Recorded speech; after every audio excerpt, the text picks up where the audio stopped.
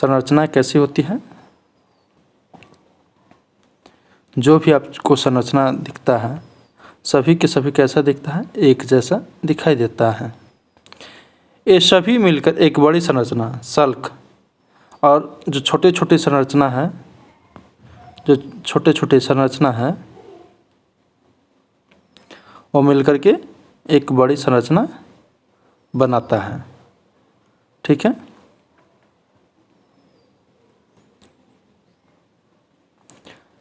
एक बड़ी संरचना सल्क बनाते हैं, जैसे प्याज।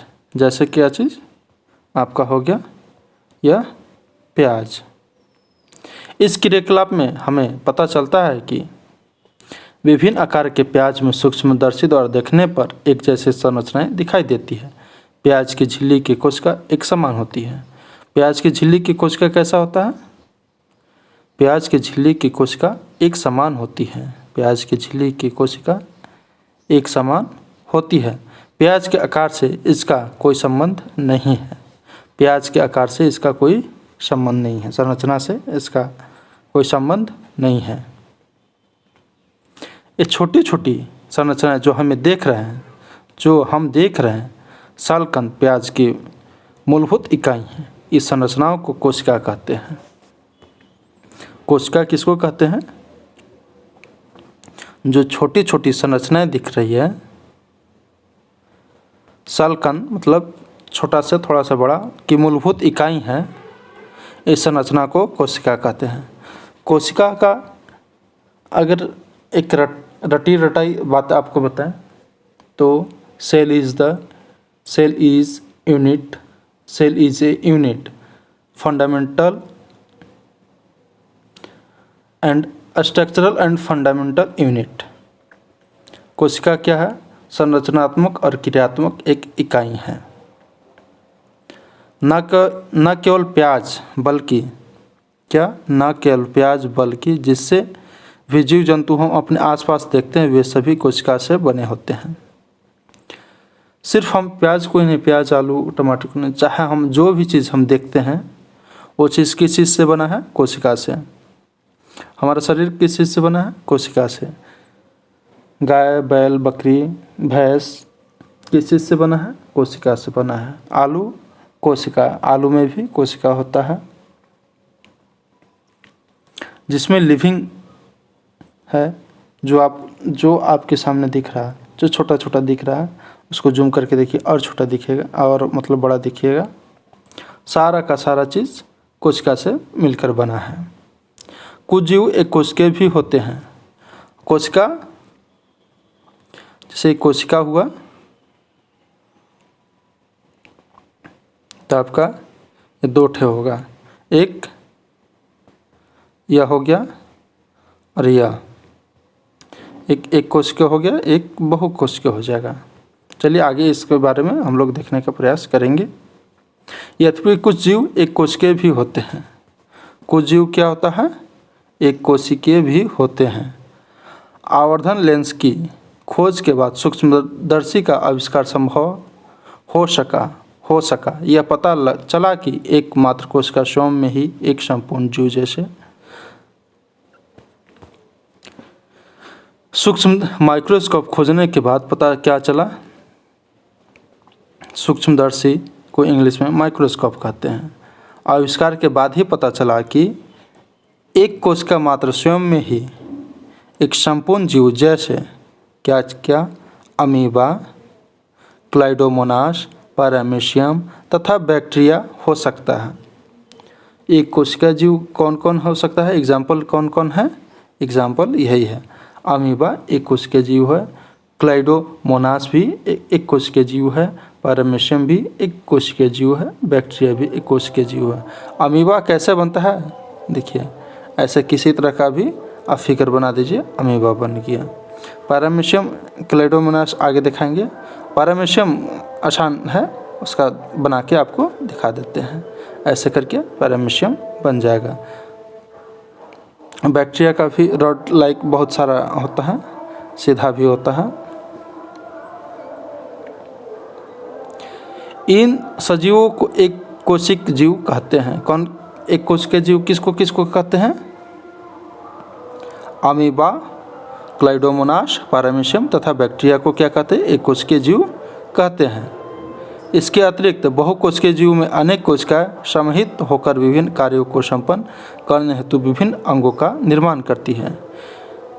और जो बहुकोशिकीय जीव है उसमें बहुत सारा फंक्शन होता है। नाक होगा, कान होगा, सांस लेने के लिए नाक होगा, खाने के लिए मुंह होगा, और पचाने के लिए पेट होगा, डाइजेस्टिव सिस्टम होगा, सारा कुछ होगा बहुकोशिकीय जीव में। तो यहाँ पे बोल रहा है इसके कई उदाहरण हैं: फंजाई, कवक, पादप एवं जंतु। क्या हम कुछ और एक कोशिकीय जीव के विषय में पता लगा सकते हैं? बहुकोशिकीय जीव का उदाहरण कौन कौन हुआ? बहुकोशिकीय का जीव का उदाहरण हुआ फंजाई, कवक, पादप तथा जंतु। पादप भी क्या है? बहुकोशिकीय जीव है।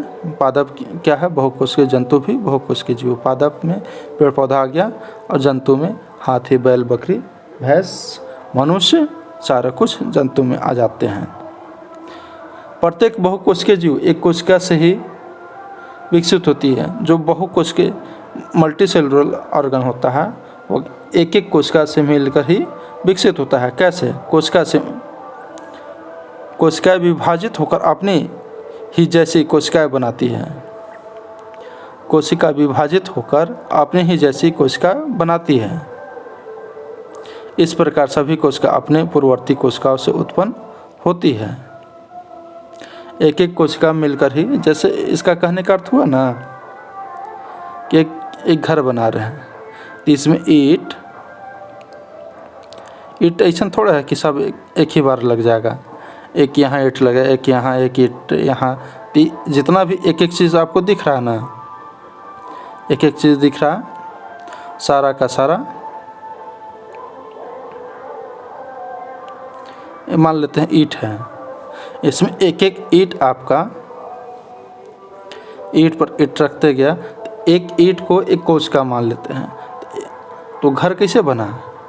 और एक स्ट्रक्चर हुआ और एक एक ईंट रखाते गया, तो पूरा ईंट रखने के बाद ही एक दीवार बना, दीवार बन के एक घर बना। समझे?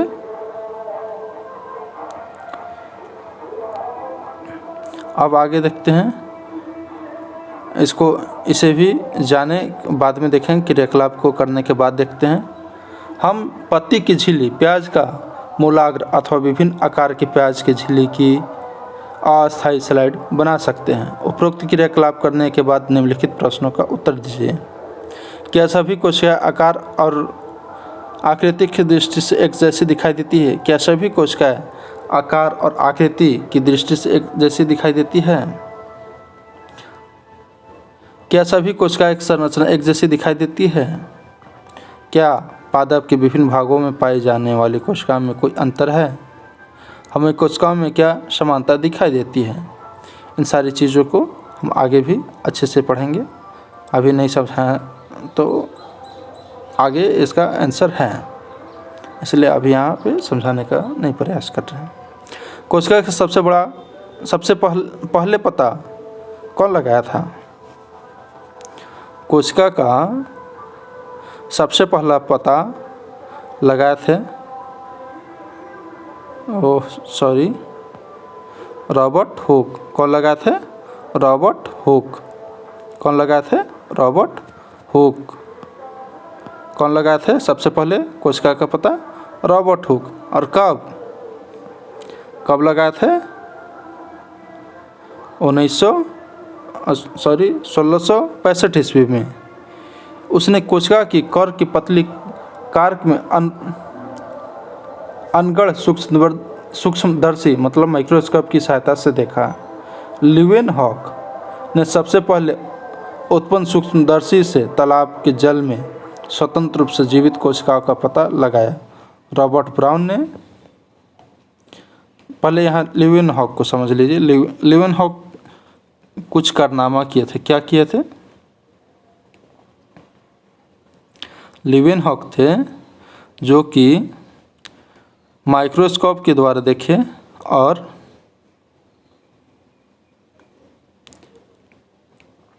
कहाँ से पानी लिए थे? तालाब के जल से पानी लिए थे। कौन लिए थे? लीवेनहॉक। कौन लिए थे? लीवेनहॉक। तालाब के पानी से सेल को देखा था, कोशिका को देखा था। उसके बाद एक और नाम आएगा। अभी हम लोग क्या पढ़े? Robert Hooke. अब पढ़ेंगे एक और नया नाम,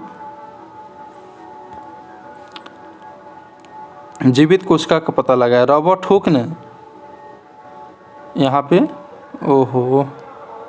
रॉबर्ट हुक 1831 में कोशिका में केंद्र का पता लगाया था। रॉबर्ट ब्राउन क्या चीज़ लगाया था पता? केंद्रक का। किस चीज़ का? रॉबर्ट ब्राउन केंद्रक का। रॉबर्ट हुक कोशिका का। रॉबर्ट हुक कोशिका का। रॉबर्ट ब्राउन केंद्रक का पता लगाया था। किस चीज़ का पता लगाया था? केंद्रक का पता लगाया था। ठीक है। J.E. पुरकिंजे ने 1839 में कोशिका में स्थित तरल जैविक पदार्थ को जीवद्रव्य नाम दिया। अब पुरकिंजे साहब क्या नाम दिए थे? पुरकिंजे कहाँ हैं? जीवद्रव्य का नाम दिया था। कौन दिए थे? J.G. पुरकिंजे ने। दो जीव वैज्ञानिक स्लाइडेन टी स्लाइडेन और टी सवान ने कोशिका सिद्धांत सेल थ्योरी दिए थे। इसमें बहुत सारा कुछ आपको याद करने के लिए मिल जाता है।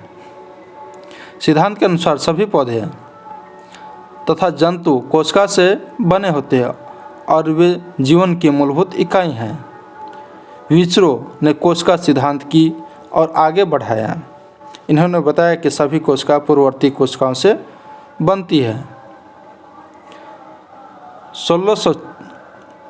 1940 में इलेक्ट्रॉन सूक्ष्मदर्शी की खोज के बाद कोशिका की जटिल संरचना तथा बहुत से अंगकों को समझना संभव हुआ।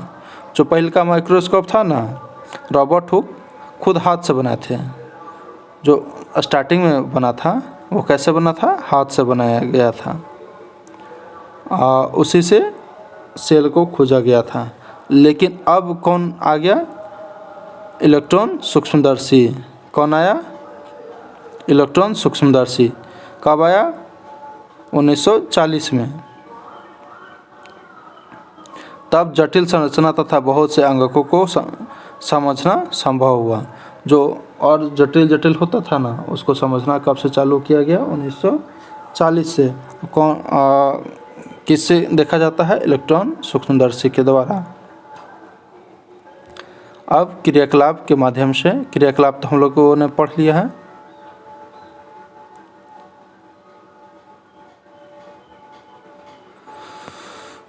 हम पत्ती की झिल्ली की हम लोगों ने इसी का पढ़ा था ना। हम पत्ती की झिल्ली, प्याज का मूल आग्र अथवा विभिन्न आकार के प्याज की झिल्ली के अस्थायी सलाड बना सकते हो। चलिए अब आगे देखते हैं। कुछ जीवों में विभिन्न प्रकार की कोशिकाएं भी हो सकती हैं। कुछ जीव में है कैसा कोशिका हो सकते हैं? विभिन्न प्रकार के। किसी में एक कोशिका, किसी में बहुकोशिकीय, किसी में छोटा, किसी में बड़ा, किसी में लंबा, किसी में गोला, किसी में चौड़ाकर। ठीक है। निम्नलिखित तस्वीरों को देखो। मानव शरीर की कुछ कोशिकाएं। यह कैसा है?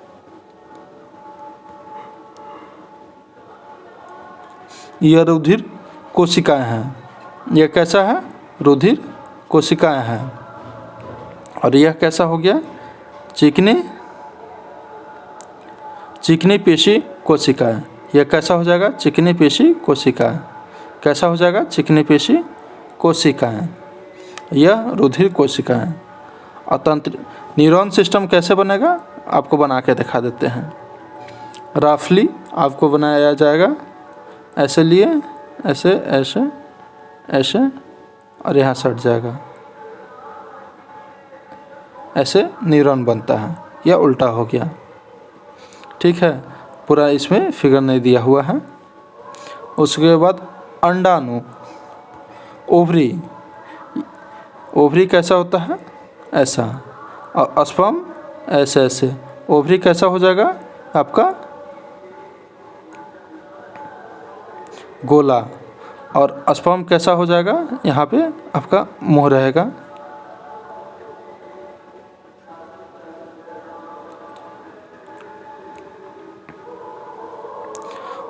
वसा कोशिका इस तरह का बनेगा, वसा कोशिका इस तरह का करके, और यहाँ थोड़ा सा उभरा हुआ रहेगा और ऐसे रहेगा। तंत्रिका कोशिका आधा आधा कट गया है यहाँ से, यही चीज़ ऐसे आ जाएगा, ऐसे। कोशिका की आकृति और आकार अनेक विशिष्ट कार्यों के अनुरूप होता है। कुछ कोशिका अपना आकार बदलती रहती है, जैसे एक कोशिका अमीबा। एक कोशिका अमीबा है ना, उसका कोई शेप एंड साइज का कोई अता पता नहीं होता है। कभी ऐसे हो जाएगा, कभी ऐसे हो जाएगा, कभी ऐसे हो जाएगा, कभी ऐसे हो जाएगा। कोई अमीबा का कोई शेप एंड साइज नहीं होता है। तो यही चीज़ यहाँ लिखा हुआ है, कोशिका की आकृति और आकार इसका विशिष्ट कार्यों के अनुरूप होता है। कुछ कोशिका अपना आकार बदलती रहती है, जैसे एक कोशिका अमीबा। कुछ जीवों में कोशिका का आकार लगभग स्थिर रहता है। कुछ जीवों में कोशिका कैसा रहता है, स्थिर रहता है। प्रत्येक प्रकार की कोशिका के लिए विशिष्ट होता है। उदाहरण के लिए तंत्रिका कोशिका, कोई कोई कोशिका है ना आपका नव जब से जन्म हुआ है मृत्यु तक लगभग बराबर ही रहेगा, उसी का क्या बोल रहे हैं, प्रत्येक प्रकार की कोशिका के लिए विशिष्ट होता है। उदाहरण के लिए तंत्रिका कोशिका। कुछ जीवों में कोशिका का आकार लगभग स्थिर रहता है। जो नर्वस सिस्टम तंत्रिका कोशिका का है वो कैसा रहेगा, तंत्रिका कोशिका का, तंत्रिका कोशिका आपका स्टेबल रहेगा, ना बहुत ज़्यादा घटेगा ना बढ़ेगा। प्रत्येक जीवित कोशिका में कुछ मूलभूत कार्य करने की क्षमता होती है, जो सभी जीवों के गुण है। एक जीवित कोशिका ये मूलभूत कार्य कैसे करती है, हम जानते हैं कि वह बहुल कोशिक जीवों में श्रम विभाजन होता है, जैसा कि मनुष्य में। इसका अर्थ यह है कि शरीर के विभिन्न अंग विभिन्न कार्य करते हैं।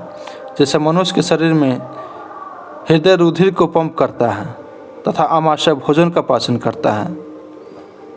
आमाशय क्या करता है, भोजन का पाचन करता है। आमाशय क्या करता है, डाइजेस्ट। अगर इसी तरह का याद कर लीजिएगा तो डाइजेस्टिव सिस्टम में आपको फिर समझने में परेशानी नहीं होगा। तो आमाशय क्या करता है, भोजन का पाचन करता है। रुधिर जो ब्लड का, हृदय क्या करता है, रुधिर को पंप करता है। हृदय क्या करता है, रुधिर को पंप करता है। इसी प्रकार एक कोशिका में श्रम विभाजन होता है। वास्तव में ऐसे प्रत्येक कोशिका में कुछ विशिष्ट घटक होते हैं जिन्हें कोशिकांग कहते हैं। प्रत्येक कोशिकांग एक विशिष्ट कार्य करता है, जैसे कोशिका में नए पदार्थ का निर्माण, अपशिष्ट पदार्थ का निष्कासन आदि। इन कोशिकाओं के कारण ही कोशिका है। कोशिकाओं के कारण एक कोशिका है, अपने सभी कार्य करती है, मिलकर एक मूलभूत इकाई बनाती है।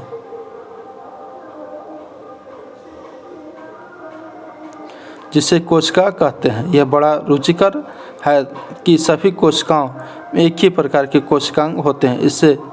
इससे कोई फर्क नहीं पड़ता कि इसके कार्य क्या है, अर्थात वे किस जीव में पाई जाती हैं। अगर आपको वीडियो अच्छा लगा होगा तो वीडियो को लाइक कीजिएगा, दूसरों के साथ शेयर करने का प्रयास कीजिएगा और कमेंट करके बताइएगा कैसा वीडियो लगे। जो भी आपको दिक्कत हो कमेंट करके बताइए। इसी के साथ इस वीडियो को समाप्त करते हैं। जय हिंद, जय भारत।